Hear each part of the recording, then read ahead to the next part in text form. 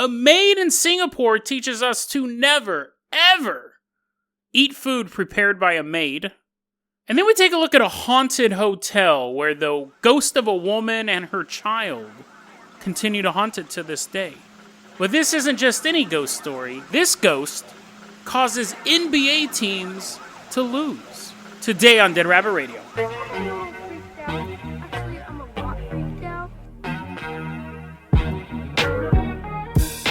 Hey everyone, welcome back to another episode of Dead Rabbit Radio. I'm your host, Jason Carpenter. I'm having a great day. I hope you guys are having a great day too. We got a ton of stuff to cover, a literal ton.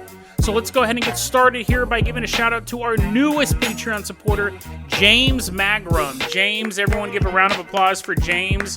He's doing the snake. Yesterday the guy did the worm. This guy's doing the snake. It's kind of the same thing, except, I don't know, snakier. James, you're going to be our captain, our pilot this episode. If you can't support the Patreon, I totally understand. Just help spread the word about the show. That also really, really helps out a lot. We help James up off the ground. We dust him off. We realize he's reptilian now. We realize he's part of the conspiracy. But that's okay. We're still going to give him the keys to the Dead Rabbit dirigible. We're going to fly on out to Singapore. Dirigible is flying over the Pacific Ocean, I believe. We're headed out to Sang Keng in Singapore. It's December 2018. Dirigible lands in Sang Keng. We're all walking around wearing clothes from 2018. Probably still own those clothes. We're probably currently wearing clothes we wore in 2018. We see a house in Sang Keng. We see like a family inside, doing family stuff, playing Parcheesi or whatever. And then we see like a maid walk in, and she leaves the door open, so we sneak in. We sneak in behind the maid, and and then we're done sneaking. We're just standing in their living room. How'd you get in here? We're like, shh. Family's like, okay, that's a little creepy, but that's nothing. A bunch of people appearing in your living room is far less bizarre than what's about to happen. Everything's alleged. We'll start off by saying that. Canares Rowan Ola. She's a 43-year-old maid. But oddly enough, she's not this family's maid. So even though we snuck in after the maid, she doesn't even know this family. As far as we can tell, the police have not said that she knows this family in any way, shape, or form. She's just a random maid. She's the Uber of maids. But you don't have to call her. She just shows up at your house, starts doing maid stuff. She prepares food for this family, and my goodness, bizarre maid that I didn't hire. This isn't suspicious at all, and this food is the bomb. And they're eating it, and she goes, yeah, you could almost say it's bloody good if you were British. And they're like, well, we're not British, we're in Singapore, so we're not going to say that. And she's like, yeah, but imagine you're in Britain. Wouldn't you say the food is bloody good? They're like, I guess. I mean, now that you're saying it, I do notice that this is a little pinker than normal, whatever this dish that I'm eating is. Super delicious. And she's like, yes. You could say, they're like, quit making puns. Quit making puns. She's like, okay, but I'll just say this. If you continue to eat that, well, then she's trying to figure out how to grammatically make this correct. They're eating this bloody good food, and she goes, you continue to eat that, I'll say that you're in trouble. And they're like, what? That doesn't even make sense. But now they're starting to put two and two together. I don't think she made puns. I don't think the maid stood there and made puns the whole time. She's not the Riddler. But what happened in real life, she made this food for this family that she doesn't work for. Maybe it was their neighbor. Maybe it was her neighbor or something like that. She made this food, and in the food, she put in her own urine, which she kind of got from that joke, and then her own blood. But listen, this might sound sexist, which is a horrible way to start a sentence that you're about to say next. This might sound sexist. I get that it's the same, but with a slight difference. She put blood in the food, but not just any blood. She put in menstrual blood. Which, I get it, blood's blood. But knowing there's like an egg in there, right? My knowledge of human biology is non-existent. But when a woman menstruates, isn't there like a little microscopic egg? Because it's like all of the, basically, the fact that it comes out from your vagina, that doesn't bug me. That's not, it could come out of there, it could come out of your foot, blood's blood, but I'm pretty sure there's an egg in it. There's also, I imagine, like fibers as well. Although, I'll say this, if I had to eat 2 bowls of something, this video's not getting monetized. If I had to eat 2 bowls of something, and one of them contained arm blood, and one of them contained menstrual blood, and I had to choose one, I would not choose the menstrual blood one. I don't know. Is that wrong? Am I sexist for not wanting to eat menstrual blood? Haven't mixed it with my food. So she's under arrest for this. She's under arrest, and again, this is all alleged for putting urine and menstrual blood into their food. What's bizarre, I mean, that's bizarre in and of itself. That happened in 2018. She's currently, under trial.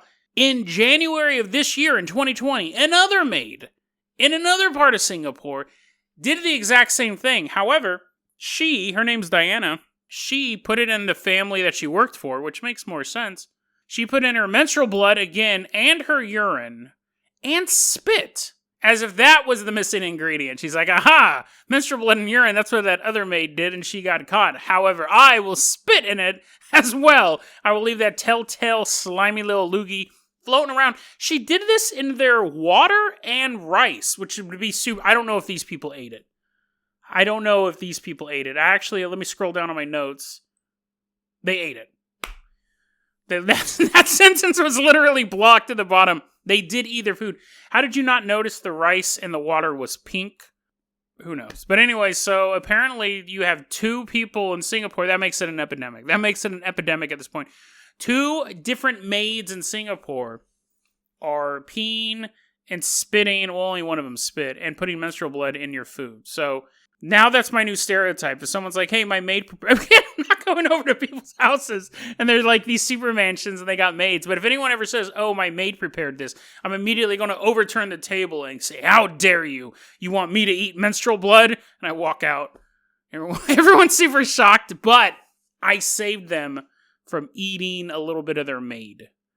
Moral of the story, flip over tables in rich people's houses. James, let's go ahead and fire up that Dead Rabbit Dune buggy, because we're going to leave behind Singapore, and we are headed out to do a little quick follow-up story in the middle of the desert. Dune buggy's driving through the continent of all of wherever we were at. Singapore, I actually think it's an island, right? But it doesn't matter. We eventually get to New Mexico. This is a story we have talked about so many times on this show, and I got to give a big shout out to Misty Van. I always mispronounce her last name.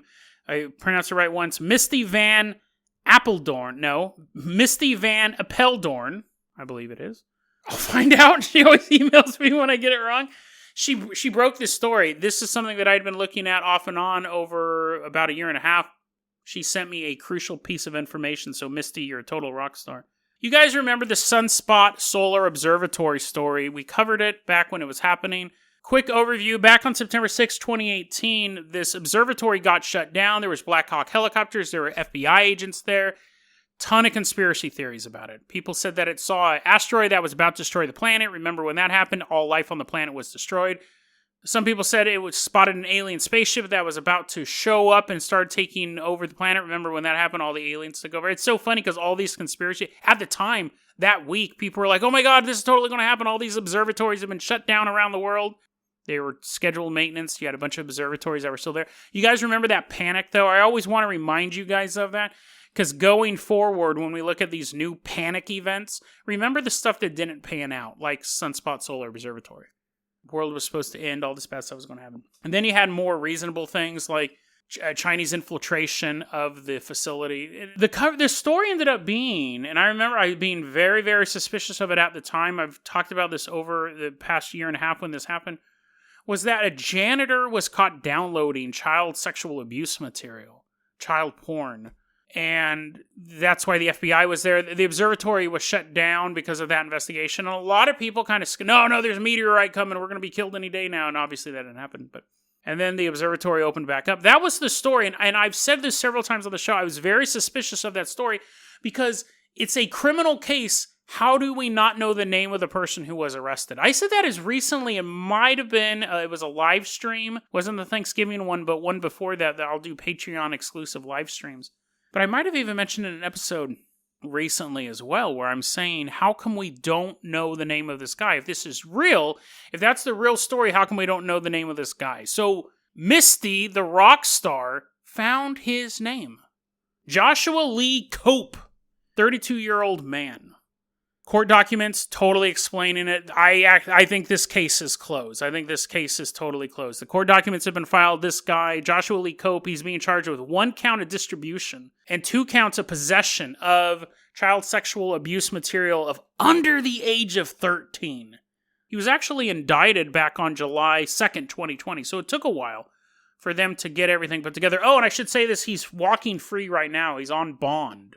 So if you live in the New Mexico area, you know, this dude's probably jogging next to you. And he's not going to start trial until January 2021 at the earliest. So we have a name now. And the reason why they shut it down was his laptop had gone missing. And obviously, he was freaking out. He was taking his laptop to work. He was a janitor there. And downloading the stuff from their internet. And then his laptop went missing, and he started freaking out, and he started telling the other employees that he thinks a serial killer is loose in the area, and he's afraid someone's going to come in and start killing people at the facility. So they shut it down and then called the FBI. And what's really kind of concerning is one of the directors of the Sunspot Observatory apparently discovered this material on his laptop, but then had more pressing matters, like, you know, pointing a telescope at a sun. There is an alien ship coming in. He's like, oh, the child stuff can wait. But no, he just, I don't know, had to go collate some star charts or something like that and didn't report it immediately. So there we go. I always said if we don't have a name of the person, someone's covering it up, or maybe that was a false story. There we go. Misty was a total rock star for finding that.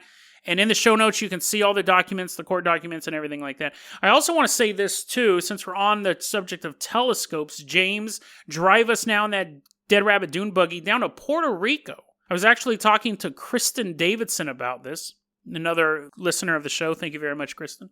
Arecibo telescope. This is another follow-up. I did a story earlier in the year. A cable broke loose and smashed the Arecibo telescope. That telescope for us paranormal alien nerds is important because that's where the telescope is built to do a bunch of science nerdy stuff that we don't care about, but it's also built to detect asteroids coming in. That's cool because stuff blows up.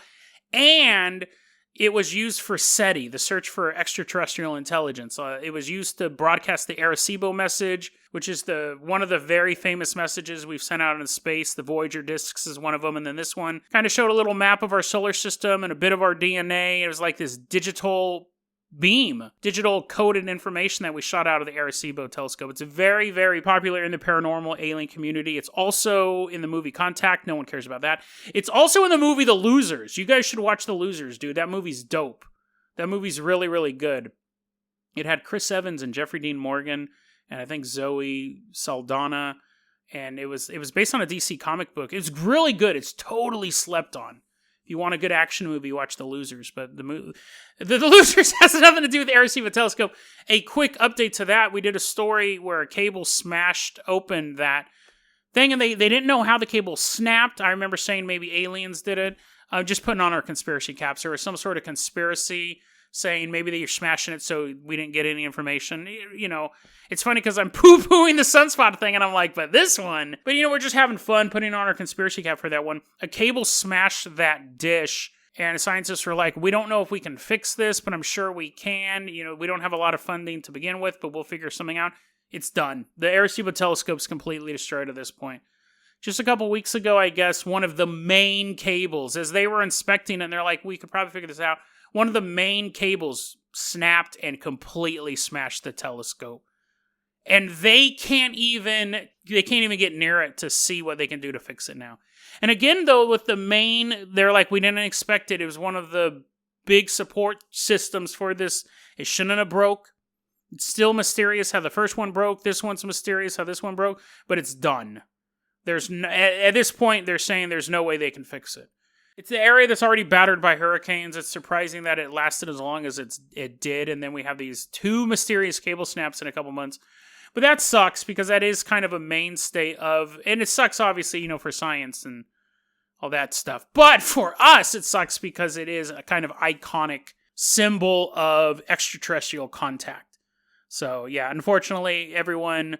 Pour a little liquor out for Arecibo telescope. That is, as of now, finished. So that is our New segment we have, Telescope Tuesdays. It's a new thing we're doing. Every Tuesday, I'm going to provide you a new story about a telescope. James, let's toss you the keys to the Carpenter copter. We are leaving behind the sad little Arecibo telescope. Maybe someone will figure out a way to take care of it. We are headed out to Oklahoma City.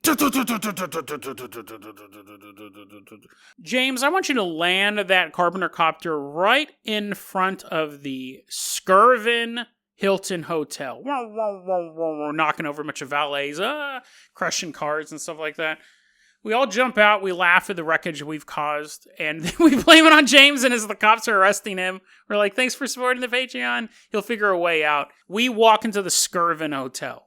Now, I got most of my information for this story from an article written by John Branch for the New York Times called Fright Nights in the NBA. Very, very good article. A lot of good research in this, so thank you very much, John. And right when I finish that, we see James is shaking off the cops and is now walking in the hotel behind us. The Skirvin Hotel was built in 1911. Then, like all businesses, has its ups and its downs, but eventually the Skirvin Hotel went out of operation. It just kind of sat there in the middle of Oklahoma City. It was a national landmark, so they couldn't really do anything with it, but you kind of want to do something with it. You just don't want to leave a big old abandoned building in prime real estate. So the city gets together with these private partners and they go, let's revitalize this hotel. We'll restore it to its natural beauty and actually make it a working hotel again. So in 2007, they do that. They're able to revitalize that hotel and they knock down a bunch of walls. Originally it had like 500 rooms. Now it has 225 rooms. It's a luxurious hotel with these giant rooms. And so, of course, people who visit the town are going to want to go there. And it's the perfect spot, because it's so luxurious, that if you are a visiting NBA team and you're coming to play the Oklahoma City Thunder, we'll put you up in the old Skirvin Hilton Hotel. It's beautiful. You got, royalty staying here. I guess I didn't look that up, but I'm sure at least one royal member stayed there. Very, very expensive hotel. NBA teams come there, they stay there, and then the next day they're playing the Thunder, and then they go home. And that just kind of is how it works. They don't go home, they go on to the next game, they're like, oh man, that was the only game I got to play this year, and then they go and they sit in their mansion. No, they continue on with their career. But they come to Oklahoma City, stay in the Skirvin Hotel, play Oklahoma City Thunder, and then move on. In 2010, a story appeared that was a little unexpected, and it's one of those things where coaches were just shaking their head. They're like, dude, no, don't quit saying that. Quit saying that in interviews. The Knicks are there to play the Oklahoma City Thunder, and they lose. They lose the game, and the next day reporters are like, hey, why'd you lose that game? Why'd you lose that game? I had $20 on that game. And you had a couple Knicks players go, we didn't sleep well the night before, which sounds like just a normal excuse. But then they go, we didn't sleep well because of the ghost. There's a ghost walking around the hotel, and people are like, what? And they're like, yeah, the hotel's super haunted. I hate that hotel. I hated it before. This isn't the first time I've been in that hotel. There's a bunch of ghosts running around. Reporters are like, what are you doing? Are you really blaming the loss of a game on a ghost? You had ESPN analyst Bill Simmons go, oh, no, Skirvin Hotel. Yeah, no, I was there because I had to cover a game for the Oklahoma City Thunder. Super haunted. People are like, what are you talking about? He's like, no. I woke up in the middle of the night. Lights off, totally luxurious bed, great sheets and stuff like that. Apparently this has become an ad for Skirvin Hilton. But I woke up in the middle of the night, I heard the sound of a baby crying. And not like a baby crying in the room next to me, a baby in my room. I don't have a baby. I don't know. Bill Simmons might have kids, but he didn't have a baby with him. You're like, what are you talking about? So, looking into this, a ton of NBA players complain about this hotel. It's a known secret in the NBA that it's haunted. Now, coaches are like, it's utter nonsense. Some of the coaches will be like, I don't know what you're talking about. It's their eyes shift from side to side. Other ones go, listen, NBA players, athletes in general are very superstitious. Very, very superstitious. They have these rituals before they do games. So, it's not surprising that the players would believe in ghosts because they're superstitious. But the coaches are kind of blowing it off. They're like, guys, just focus on the game. Don't focus on Bloody Mary in the mirror. The players are like, Bloody Mary's real. The coach is like, dang it, why did I even bring that up? You had other reports in this hotel, so it's not just babies crying in your room. That seems to be a common theme. A lot of people are waking up to babies crying. But you had NBA players saying that they woke up to the sound of a slamming door, and when they jumped up out of bed, their bathroom door that they had left open was now shut. spooky, but the wind, something like that. Some guys say that when they're walking around the hotel, they can hear a whisper of a voice in their ear, a woman's voice, propositioning them. Hey, big boy, you want to dribble that ball down my court? I don't know. Obviously, I'm not a woman picking up a basketball star. I guess the obvious one was, hey, boy, how about you put that ball in my hoop? But it's still, that's like not sexy at all. Anyways, NBA, I don't know if she's making NBA. I don't know if she's actually making NBA puns while she's doing it. Oh, looks like you are a straightforward. I don't know enough about basketball to even make these jokes. Anyways, that could be, imagination or wishful thinking. This woman, this ghost, we'll get into her legend, but I just want to creep you out even more. People say it's always men who see this, which is, again, a really odd thing. Yesterday, we covered all the men drowning at that lake in Zimbabwe, or that river in Zimbabwe. This one, it's always men who are seeing this, experiencing this. They'll be taking a shower. I have a love-hate relationship with this one because I've always said the scariest place a ghost can appear is in your bathroom because it's super dangerous to be in your bathroom anyways. But I'm thinking of me taking a shower and me turning around and I have like that old shower curtain and on the other side of it I see a silhouette standing outside of it. Like that's what I think of when I think of a ghost in a shower. This one, you're taking a shower and you turn around and there's a naked woman. There's a naked woman ghost behind you.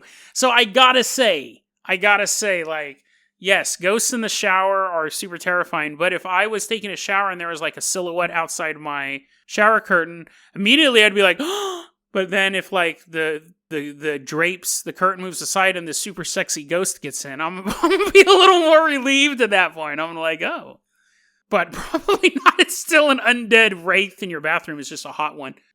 That one's a little harder to chalk up to. The wind did it. The rusty pipes or something like that. World Meta Peace, basketball player, formerly known as Ron Artest. He actually wanted to sue the hotel because of this.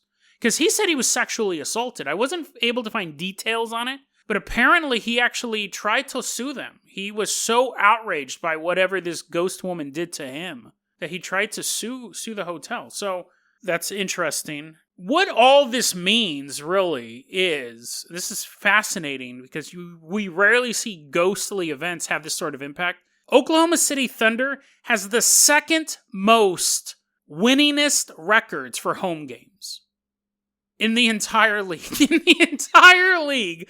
If you're playing Oklahoma City and you're playing against them in their city, you are most likely going to lose that game.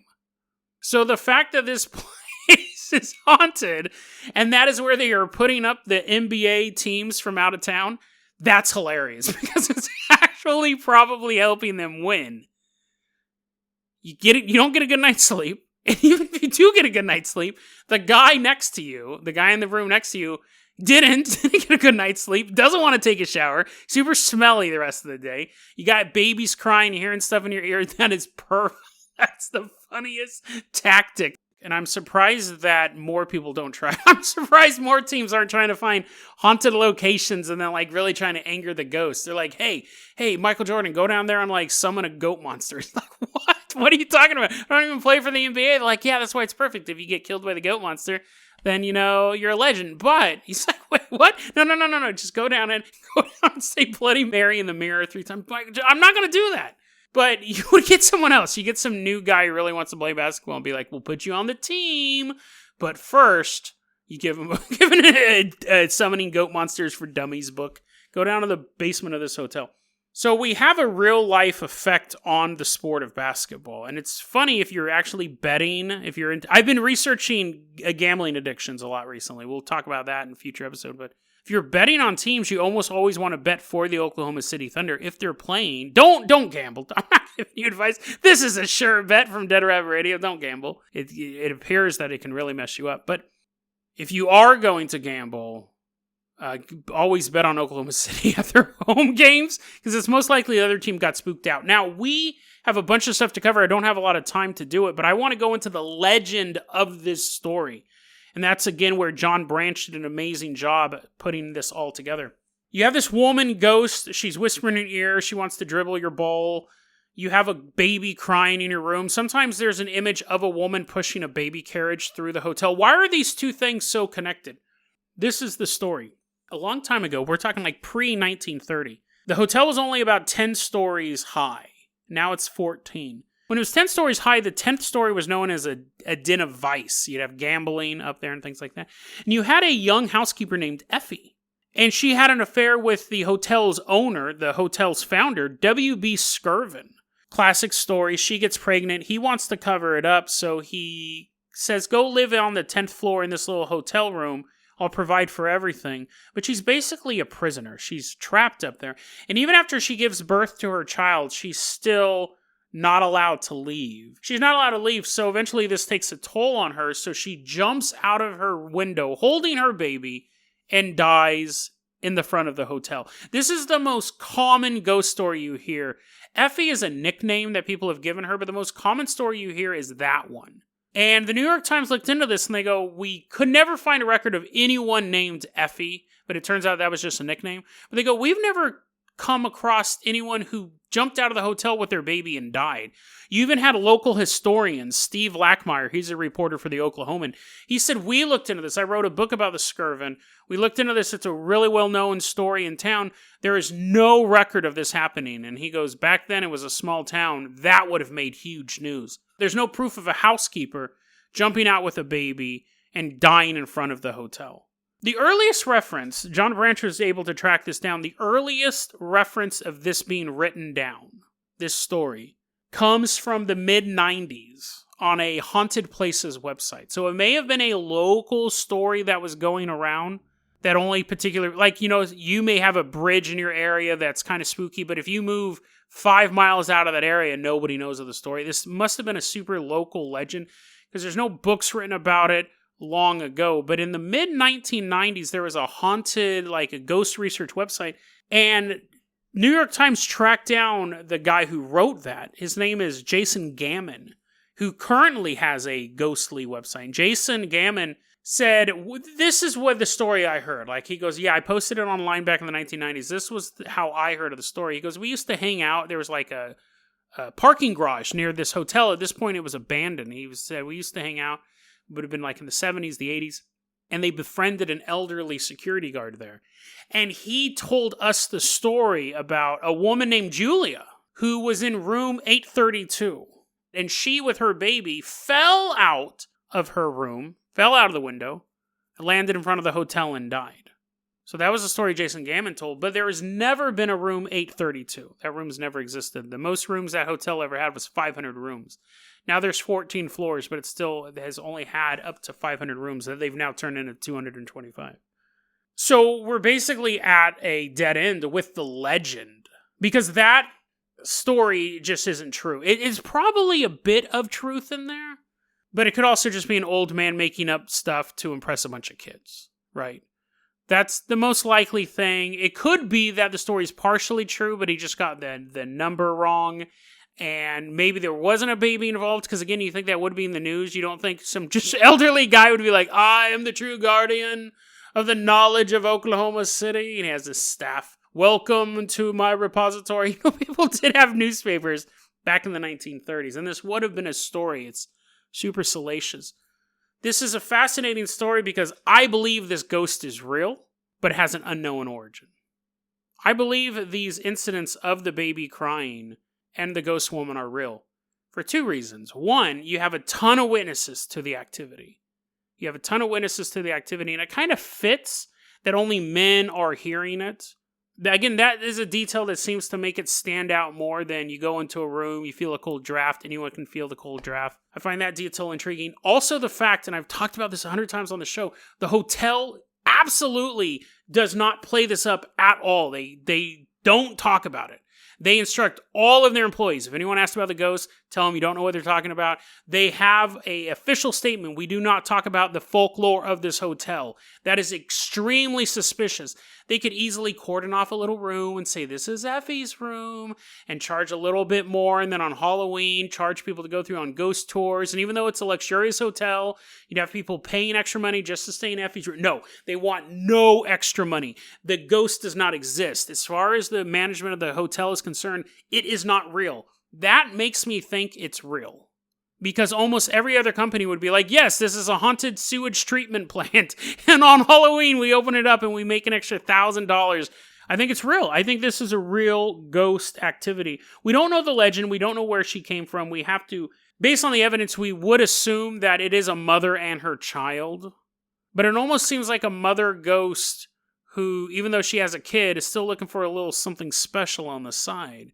She's always hitting on dudes, getting into their showers naked. Who knows what she did to meta world peace, but she's definitely out there still looking for male affection.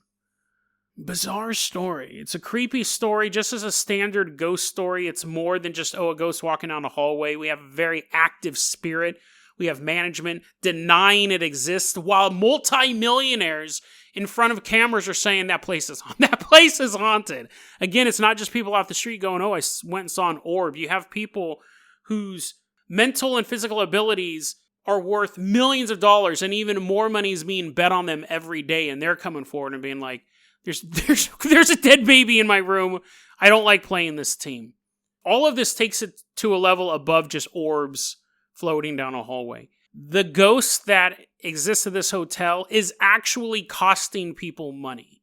If you bet against Oklahoma City Thunder at a home game, you will most likely lose. Fascinating. I can't think of a ghost story that has had such a financial impact on the people around it than this one. So if you ever find yourself in Oklahoma City and got a couple $100 to spare, why don't you check out and are a man? I guess if a woman, you go, it's just a nice hotel. But if you're a man in Oklahoma City and you have a couple $100 to spare, check out the Skirvin Hilton Hotel. At the very least, you'll have a nice night in a luxurious hotel. And then the next day you can take in the sights and the sounds of the city. But you may possibly not just be paying for a room. You may be paying for a paranormal encounter that involves a hot ghost in your shower, lathering up your back. I don't think she can hold the soap, but just for this scenario, she's lathering up your back. She's whispering sweet nothings in your ear. You may have the opportunity to make love to a ghost woman. You leave the next day. You don't have a basketball game to play. You don't have to worry about the stresses of that. You just go back to your daily life. However, 9 months later, someone else is staying in that hotel, and they wake up. They don't take a shower with a beautiful woman. They wake up, and they hear 2 ghostly babies crying in the darkness. You thought you were having a one-night stand with a specter. Instead, now you're